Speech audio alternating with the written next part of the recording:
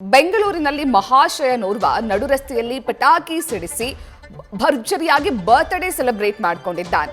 ಇದು ಬೆಂಗಳೂರು ವಿದ್ಯಾರಣ್ಯಪುರದಲ್ಲಿರುವಂತಹ ಬಿಲ್ಡಪ್ ರಾಜುನ ಕತೆ. ಕಳೆದ ವರ್ಷ ಈತನ ಮೇಲೆ ಎಫ್ಐಆರ್ ದಾಖಲಾಗಿತ್ತು. ಇದೇ ರೀತಿ ನಡು ರಸ್ತೆಯಲ್ಲಿ ಪಟಾಕಿ ಸಿಡಿಸಿ ಬರ್ತ್ಡೇ ಸೆಲೆಬ್ರೇಟ್ ಮಾಡಿಕೊಂಡಂತಹ ವಿಚಾರಕ್ಕೆ ಎಫ್ಐಆರ್ ದಾಖಲಾಗಿತ್ತು. ಆದ್ರೂ ತನ್ನ ತಪ್ಪನ್ನ ಅರ್ಥ ಮಾಡಿಕೊಳ್ಳದೆ ಮತ್ತೆ ಅದೇ ತಪ್ಪನ್ನ ಮಾಡಿದ್ದಾನೆ. ರಸ್ತೆಯಲ್ಲಿ ಪಟಾಕಿ ಸಿಡಿಸಿ ಕೇಕ್ ಕತ್ತರಿಸಿ ಭರ್ಜರಿಯಾಗಿ ಬರ್ತ್ಡೇ ಸೆಲೆಬ್ರೇಟ್ ಮಾಡಿಕೊಂಡಿದ್ದಾನೆ ಭಕ್ತ ವತ್ಸಲ. ವಿದ್ಯಾರಣ್ಯಪುರ ಬೀದಿ ಬದಿ ವ್ಯಾಪಾರಿಗಳ ಸಂಘದ ಅಧ್ಯಕ್ಷ ಈತ. ಕಳೆದ ಬಾರಿ ಭಕ್ತ ವತ್ಸಲ ವಿರುದ್ಧ ಸುಮೋಟೋ ಕೇಸ್ ದಾಖಲಾಗಿತ್ತು. ಕಮಿಷನರ್ ಸೂಚನೆ ಮೇರೆಗೆ ಸುಮೋಟೋ ಕೇಸ್ನ ದಾಖಲು ಮಾಡಲಾಗಿತ್ತು. ಇಷ್ಟಾದರೂ ಬುದ್ಧಿ ಕಲಿಯದ ಭಕ್ತ ವತ್ಸಲ ಮತ್ತದೇ ರೀತಿಯಲ್ಲಿ ಹುಟ್ಟುಹಬ್ಬವನ್ನ ಸೆಲೆಬ್ರೇಟ್ ಮಾಡಿಕೊಂಡಿದ್ದಾನೆ. ವಿದ್ಯಾರಣ್ಯಪುರ ಪೊಲೀಸ್ ಠಾಣಾ ವ್ಯಾಪ್ತಿಯಲ್ಲಿ ಈ ಘಟನೆಯಾಗಿದೆ.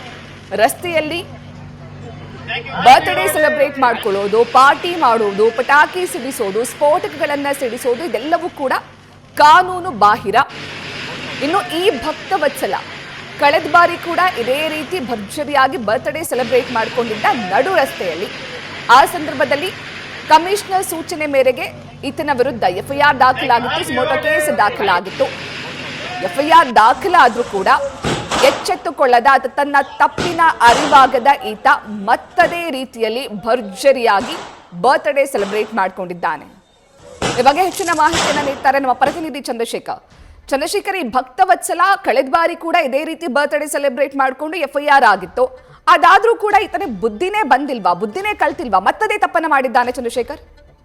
ಖಂಡಿತವಾಗಿ ಪ್ರತೀಕ್ಷಾ, ಕಳೆದ ಬಾರಿ ವಿದ್ಯಾರಣ್ಯಪುರ ಪೊಲೀಸ್ ಠಾಣಾ ವ್ಯಾಪ್ತಿಯಲ್ಲಿ ಇದೇ ರೀತಿಯಾಗಿ ಏನು ಪೇಪರ್ ಬ್ಲಾಸ್ಟನ್ನು ಮಾಡಿ ಜೊತೆಗೆ ಪಟಾಕಿಗಳನ್ನು ಸಿಡಿಸಿ ಜೊತೆಗೆ ಏನು ಮಾರನ ಆಯುಧವನ್ನು ಹಿಡಿದು ಕೂಡ ಕೇಕನ್ನು ಕತ್ತರಿಸಿದ್ದ ಅನ್ನುವಂಥ ವಿಚಾರಕ್ಕೆ ಸಂಬಂಧಪಟ್ಟಂತೆ ಈತನ ವಿರುದ್ಧ ಒಂದು ಎಫ್ಐಆರ್ ಕೂಡ ದಾಖಲಾಗಿತ್ತು. ಅದಾದ ನಂತರ ಏನು ಈತನನ್ನು ನೋಟಿಸನ್ನು ಕೊಟ್ಟು ಪೊಲೀಸ್ ಠಾಣೆಗೆ ಕರೆದು ವಿಚಾರಣೆಯನ್ನು ಕೂಡ ಮಾಡಲಾಗಿತ್ತು. ಅದಾದ ನಂತರ ಈತನ ವಿರುದ್ಧ ಚಾರ್ಜ್ ಶೀಟನ್ನು ಕೂಡ ಮಾಡ್ತೀವಿ ಅನ್ನುವಂತಹ ವಿಚಾರಕ್ಕೆ ಸಂಬಂಧಪಟ್ಟಂತೆ ವಿದ್ಯಾರಣ್ಯಪುರ ಪೊಲೀಸರು ಕ್ರಮವನ್ನು ಕೈಗೊಂಡಿದ್ರು. ಆದರೆ ಈ ಬಾರಿಯೂ ಕೂಡ ಅದೇ ರೀತಿಯಾಗಿ ಮನಸೋ ಇಚ್ಛೆ ರಸ್ತೆಯನ್ನು ಬ್ಲಾಕ್ ಮಾಡಿಕೊಂಡು ಎರಡು ಕಡೆ ರಸ್ತೆಯನ್ನು ಬ್ಲಾಕ್ ಮಾಡಿ ಪೇಪರ್ ಬ್ಲಾಸ್ಟನ್ನು ಮಾಡಿ ಜೊತೆಗೆ ಪಟಾಕಿಗಳನ್ನು ಜೋರಾಗಿ ಸಿಡಿಸಿ ಅಲ್ಲಿ ಅಕ್ಕಪಕ್ಕದವರಿಗೆ ಸಾಕಷ್ಟು ತೊಂದರೆಯನ್ನು ಉಂಟು ಮಾಡಿ ಈ ರೀತಿಯಾಗಿ ದಾಂಧಲೆಯನ್ನು ಮಾಡ್ತಾ ಇರುವಂತಹದ್ದು. ಯಾಕೆಂತಂದರೆ ಯಾರಾದರೂ ಪ್ರಶ್ನೆ ಮಾಡಲಿಕ್ಕೆ ಹೋದರೆ ನಾನು ಬೀದಿ ಬದಿಯ ವ್ಯಾಪಾರಿಗಳ ಸಂಘದ ಅಧ್ಯಕ್ಷ ಇದ್ದೇನೆ, ನನಗೆ ಇಡೀ ಏರಿಯಾ ನನ್ನ ಕಂಟ್ರೋಲಲ್ಲಿದೆ ಅನ್ನುವಂತಹ ಮಾತುಗಳನ್ನು ಹೇಳಿ ಧಮಕಿಯನ್ನು ಹಾಕುವಂಥ ಪ್ರಯತ್ನಕ್ಕೂ ಕೂಡ ಭಕ್ತ ವತ್ಸಲ ಮಾಡ್ತಾ ಇದ್ದ ಅನ್ನುವಂಥ ಆರೋಪವನ್ನು ಕೂಡ ಒತ್ತಿದ್ದಾನೆ.